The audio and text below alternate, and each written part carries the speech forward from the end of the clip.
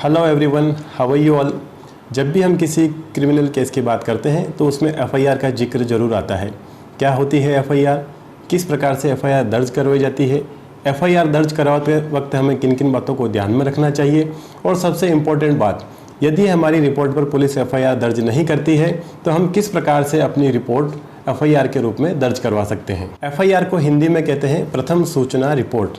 वैसे एफआईआर को किसी भी क्रिमिनल कोड में डिफाइन किया हुआ नहीं है, लेकिन सीआरपीसी के सेक्शन 154 के तहत किसी भी पुलिस स्टेशन इंचार्ज को संज्ञेय या कॉग्निजेबल ऑफेंस की दी गई रिपोर्ट एफआईआर है। संज्ञेय अपराध क्या है, तो यहाँ हमें यह समझना जरूरी है कि हमने अपराध को दो भागों में डिवाइड किया गया है, कॉग्निजेबल संज्ञेय और नॉन कॉग्निजेबल असंज्ञेय। यदि हम सीधे शब्दों में संज्ञेय और असंज्ञेय अपराध में अंतर को समझें तो वह अपराध जिनमें पुलिस बिना वारंट के गिरफ्तार कर सकती है संज्ञेय या कॉग्निजेबल ऑफेंस है, यह अपेक्षाकृत गंभीर किस्म के अपराध हैं। और वह अपराध जिसमें पुलिस बिना वारंट के हमें गिरफ्तार नहीं कर सकती है और जो अपेक्षाकृत कम गंभीर किस्म के अपराध है वह नॉन कॉग्निजेबल या असंज्ञेय अपराध है। कौन सा अपराध संज्ञेय है और कौन सा अपराध असंज्ञेय है, इसका पता हमें चलेगा सीआरपीसी के शेड्यूल फर्स्ट में, जहां पर इन दोनों प्रकार के अपराधों को लिस्टेड किया गया है। जब भी आप किसी पुलिस स्टेशन में अपनी रिपोर्ट देते हैं तो पुलिस सबसे पहले ये देखेगी कि उसमें अपराध संज्ञेय है या असंज्ञेय है। यदि अपराध संज्ञेय है तो उसमें पुलिस एफआईआर दर्ज करेगी, और यदि अपराध असंज्ञेय है तो पुलिस उसे एनसीआर रजिस्टर में दर्ज करेगी। यहाँ यह ध्यान देने योग्य बात है कि पुलिस के पास दो प्रकार के रजिस्टर हैं, एक एफआईआर रजिस्टर है और एक एनसीआर रजिस्टर है। यदि पुलिस आपकी रिपोर्ट को एनसीआर रजिस्टर में दर्ज करती है तो पुलिस आपको सजेस्ट करेगी कि आप फर्स्ट क्लास जुडिशियल मजिस्ट्रेट की कोर्ट में जाकर अपने रिपोर्ट को दर्ज करवा सकते हैं। एफआईआर कौन दर्ज करवा सकता है? एफआईआर किसी घटना का एनसाइक्लोपीडिया नहीं है, यह केवल किसी आपराधिक घटना के संक्षिप्त बिंदुओं का प्रतिवेदन मात्र है। इसलिए एफआईआर दर्ज कराने वाले व्यक्ति के लिए यही पर्याप्त होगा, केवल घटना के बारे में उसके द्वारा ज्ञात तथ्यों को अवगत करा दे। अतः एफआईआर दर्ज करवा सकता है पीड़ित का कोई भी रिश्तेदार, उसका दोस्त या ऐसा कोई भी व्यक्ति जो किसी अपराध की घटना की जानकारी रखता हो। लेकिन एफआईआर दर्ज करवाते वक्त आप हमेशा ये ध्यान रखें कि एफआईआर को देरी से दर्ज नहीं करवाएं। जितना जल्दी हो सके आप अपनी एफआईआर को दर्ज करवाएं। हालांकि एफआईआर दर्ज करवाने की कोई समय सीमा निर्धारित नहीं है, लेकिन देरी से की गई एफआईआर आपके केस को कमजोर बना सकती है।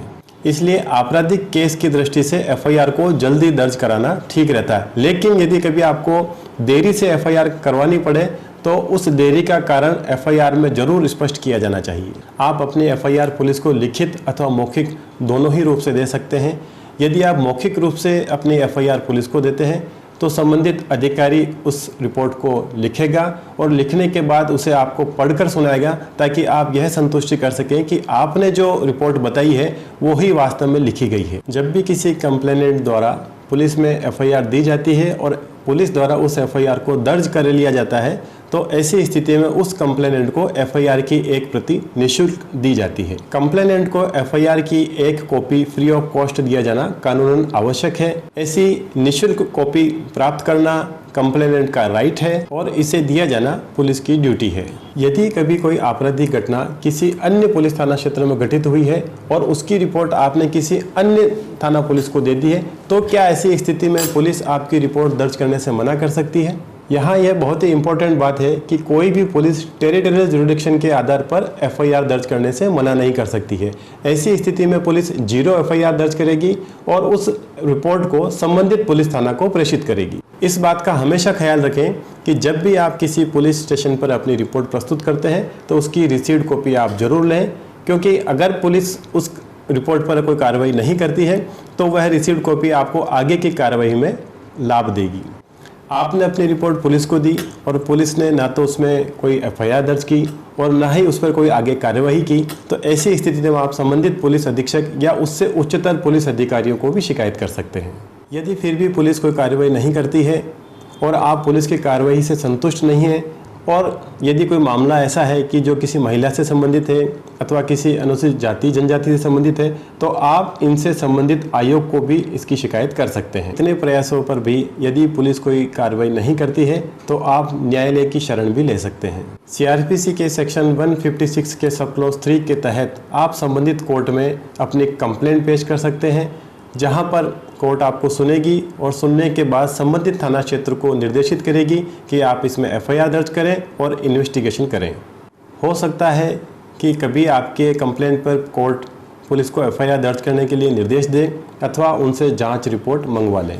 इन्वेस्टिगेशन के बाद पुलिस आरोपी के विरुद्ध अपराध प्रमाणित पाती है तो ऐसी स्थिति में वह कोर्ट में उसके खिलाफ चार्जशीट पेश करेगी और पुलिस यह पाती है कि आरोपी के विरुद्ध किसी प्रकार का कोई अपराध प्रमाणित नहीं है तो ऐसी स्थिति में पुलिस एफआईआर अथवा नकारात्मक प्रतिवेदन कोर्ट में पेश करेगी। जब भी पुलिस द्वारा एफआईआर अथवा फाइनल रिपोर्ट या नकारात्मक प्रतिवेदन कोर्ट में पेश किया जाएगा तो इसके बारे में कंप्लेनेंट को इन्फॉर्म किया जाएगा, ताकि यदि कंप्लेनेंट पुलिस की एफआईआर से संतुष्ट नहीं हो तो वह कोर्ट में आकर एफआईआर के विरुद्ध अपनी प्रोटेस्ट पिटीशन पेश कर सके। प्रोटेस्ट पिटीशन और प्रस्तुत गवाहों से संतुष्ट होने के बाद कोर्ट ऐसे आरोपी के विरुद्ध संज्ञान लेकर सम्मन जारी कर सकती है। हमें यह बात विशेष रूप से ध्यान में रखनी चाहिए कि एफआईआर अपने आप में किसी के विरुद्ध आपराधिक मामला नहीं है। किसी भी आरोपी के विरुद्ध आपराधिक मामला तब प्रारंभ होता है जब पुलिस उसके विरुद्ध कोर्ट में चार्जशीट फाइल कर देती है।